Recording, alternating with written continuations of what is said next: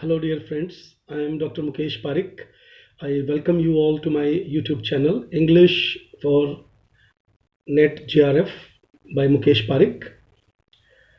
In this video, I am explaining sonnet number 130 by Shakespeare. Sonnet number 130 is very unique in many terms.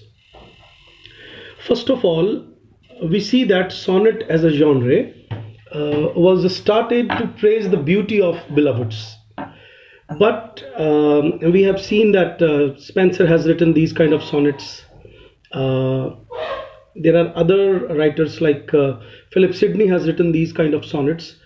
But Shakespeare has written a very different kind of sonnets in which in some of the sonnets, though he has been describing the beauty of the beloved, but then he is not exactly talking about the beauty.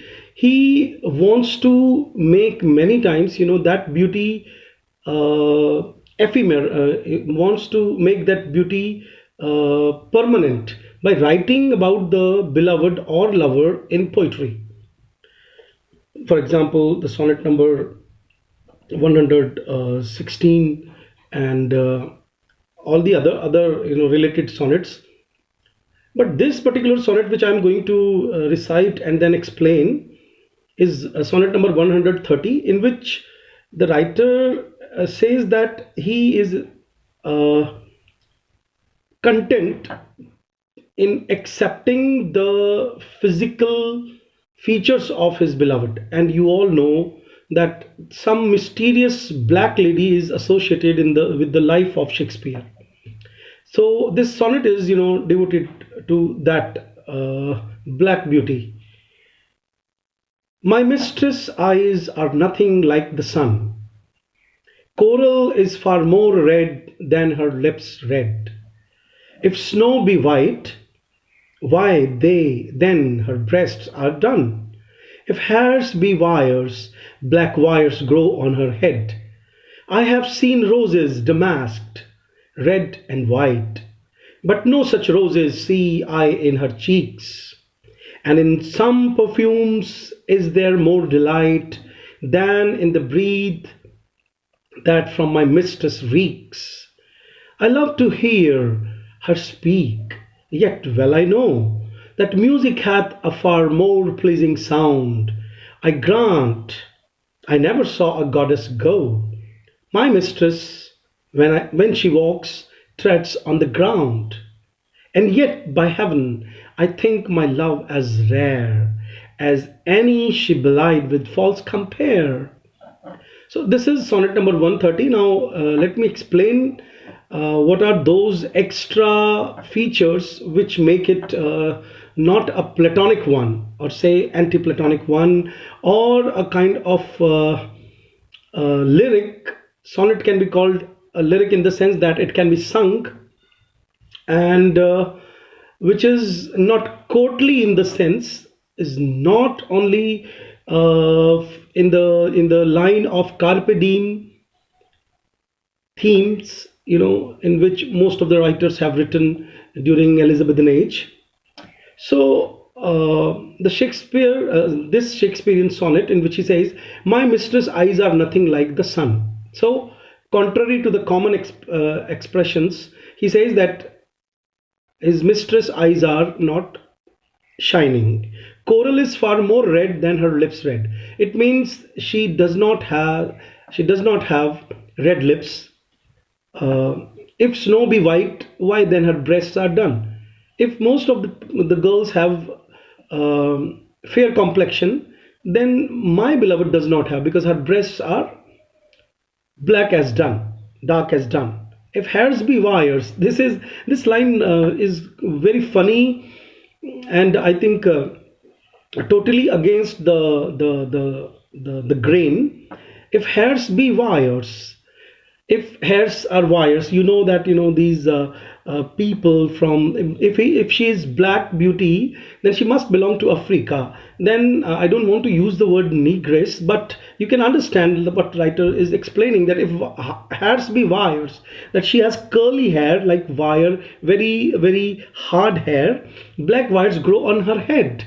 I have seen roses damasked, red and white. I have seen different colors, roses of different colors, but no such roses see I in her cheeks. But then he disclaims that he, like the ordinary poet, or an ordinary lover, one who might be telling lies also, that but Shakespeare says that what I feel, that in the cheeks of my beloved I don't find any beauty or any shining color like roses have.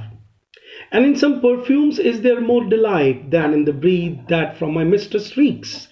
Reeks means foul smell. So he says that no perfume has a different smell, beautiful smell. It may delight people, but from the mouth, when I come close to my beloved, she reeks, or her mouth reeks, gives foul smell. I love to hear her speak, yet well I know that music hath a far more pleasing sound. He confesses that whatever the marks of the standards of beauty and aestheticism people must have set for themselves for a beloved, but for example, eyes, complexion, uh, beautiful smell. But he says that and beautiful voice. Here he says that the voice of my beloved is not musical, which most of the people claim in their poetry. He says that music may have a kind of sonority, a kind of euphonous-ness, but that kind of euphoniousness is not present in the voice of his beloved. I grant, mean to say, I swear, I never saw a goddess go. But he says that in despite all these negative qualities according to the world, he considers that his beloved is a goddess. My mistress, when she walks, treads on the ground. When she walks, treads means walks. She walks. She seems to be a goddess to the poet, and yet by heaven, again he swears. He says, I think my love as rare as any she belied with false compare. And in the last line, the poet has disclosed the falsity most of the time when people write, or the poets write in their lyrics, the false beauty, or the kind of standards of beauty they have fixed. And there he confesses through this sonnet that my beloved is an ordinary person with ordinary complexion, with ordinary hair, with ordinary smell in mouth, but still he loves his beloved, which shows that this love is more strong, because this love is not based on the false marks of beauty, which people claim that if someone is beautiful, only then a lover can get attracted towards that woman. That's it. Again, in my last video I talked about the rhyme scheme of Shakespeare. In this poem also, as we all know, that he has followed a particular rhyme scheme, except one sonnet.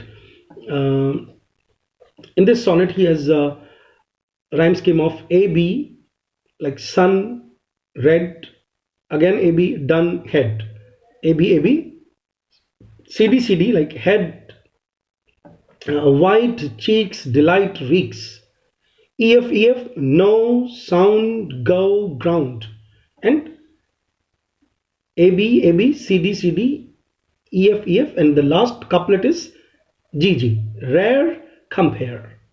The poem is written in iambic pentameter, which is also called blank verse. My mistress. You can understand right from the beginning. If suppose they ask you any line in your exam, the first line suppose they give you, and then they ask you what is the rhyme scheme, you can understand. Sorry, they ask you the meter. Then we never stress M of my when it is written, wherever it is written. So my mistress, the first word is unstressed, and the second one is mistress is stressed. So this the pattern is unstressed and stressed. So this is the way we count, the rhyme of a poem or the music of a poem. The poet has used certain metaphors. For example, he has said that coral is far more red than her lips red. Again, in line like her breasts are done, snow be white. So there is an imagery in the poem of two contrasting ideas. On one hand, the writer has talked about the beautiful things, like, to compare the beauty of his the beauty of the beloveds of the other people, like coral. Coral is, a precious stone, red. Snow be white. Then he has talked about different kinds of roses. So there comes the imagery of garden, nature. Then he talks about perfume. Then he talks about music. Then he talks about, the divine quality which people attribute in their beloveds. For example, he has talked about goddess. So on one hand, he has a list of, all these positive things, and on the other hand, in almost every line, he has contrasted these positive things with the ordinary things which he has seen in the beloved. Like eyes are not like sun. So he has deconstructed the myth when people metaphysically, exaggerate in the hyperbolic manner, that most of the people, when they talk about the shining eyes of beloved, they say that, my beloved's eyes are as shiny as sun. So there he has deconstructed, contrasted, and goes in the ordinary path by simply saying that no, my beloved's eyes are not as shiny as sun. Then mostly, I think girls or women in those days used to put makeup, wear makeup, and I think lipstick was in trend. I'm not sure about that, but he says that no, because most of the English girls are fair in complexion. So we are Indians, and our lips are not as red as their lips are. But somewhere, mostly the lips and their colors, colors are compared with coral. So he has denunciated that also. In the third line, he says that snow be white. But as such, in the beauty here, the writer has become a bit voluptuous. Voluptuous means he's quite, sensuously has talked about breasts. So that imagery of bedroom where he must have seen his beloved nude. He says that no, in anatomical point of view also, that beloved is not as sensuous, or say as sensuous, or creating that kind of image of beloved, where she is compared to the fair complexioned girls. Then he denies that also. And straight hair is in fashion these days, but he says that, and might be like, it has been in trend forever. He says that, the hair of his beloved are not soft. Okay, so he has compared them with wire. Then cheeks are mostly compared like, red or white roses. Then he has denunciated that also. Perfumes I have already talked about. Then the divinity which most of the poets give to their beloveds, he has denied that also, and he says that no, she's not a divine creature. She's an ordinary human being, and this ordinary human being is very close to me, and I love my beloved. So this is all about sonnet number 130, which is unique in many aspects. Thank you very much.